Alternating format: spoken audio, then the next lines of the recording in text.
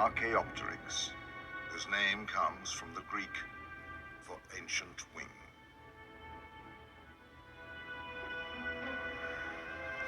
But since 1996, thousands of animals unearthed in China have shed new light on the origin of birds.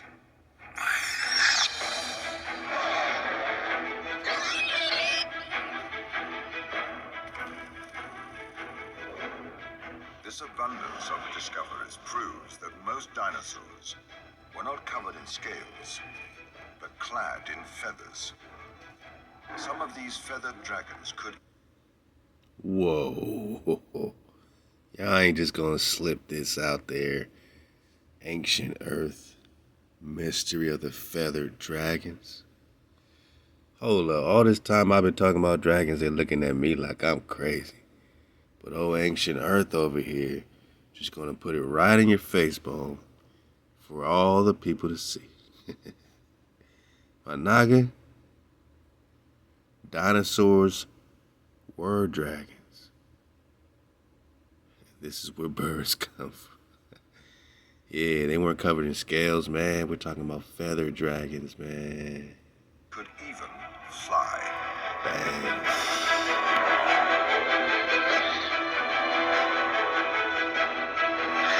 The extent of the Asian jigsaw puzzle is so vast that it ties modern-day birds to remarkable distant cousins and suggests a multitude of relatives. I gotta hear this again. Their family tree stopped abruptly at the oldest known species, a fossil found in 19th century Germany, Archaeopteryx, whose name comes from the Greek for ancient wing. Look at this thing, man. It's not just a bird. We're talking dinos. Dinos is a made-up word. 1942, 1941.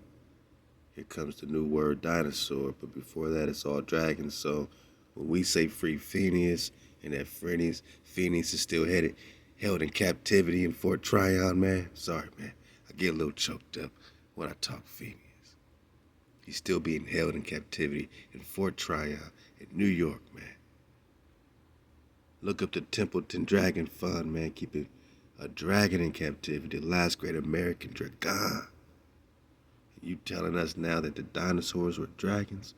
But now we can crunch your timeline from your such and such million years ago to recent history, because we know dragons were even fighting in the Revolutionary Wars, my naga. Yeah, man and dino walk side by side, because a naga and his dragon was still popping off in the kingdom of Presta John, man. Feathered dragon, we're talking Quetzalcoatl, right? We're talking Joshua, the rainbow dragon. Now they want to put dragons in your face bone after calling me crazy all this time. They calling Drop Nation crazy all this time. Talking dragon, but now they go, oh, the dinosaurs are dragons. Yeah, dragons are regular. Now dragons are regular.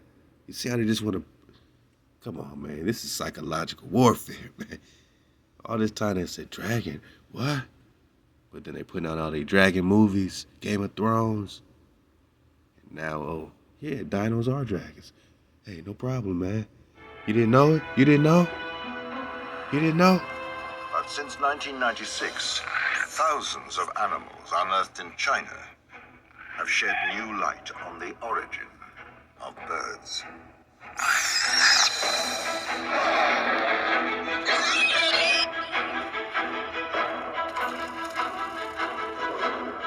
This abundance of discoveries proves that most dinosaurs were not covered in scales, but clad in feathers.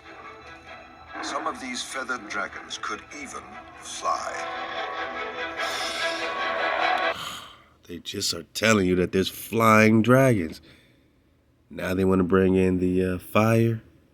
Now they want to bring in all the mythologies. The Chinese mythologies. The American Quetzalcoatl. They say feathered serpent, but we ain't talking no snake, my nugget. We talking dragons. Because when they say the word serpent, either they talking a snake or they're talking a dragon. But we know even in alchemy, even in the base root study of energy, purified substance that we call the drop, that there's a difference between an alchemical serpent and an alchemical dragon. So don't get us twisted with the serpent. We talking dragons, not feathered serpents, but flying, feathered, beautiful dragons that are native, right? Indigenous to this earth plane. They've been put to sleep when you got put to sleep, because they riding with you, my naga. They riding with you.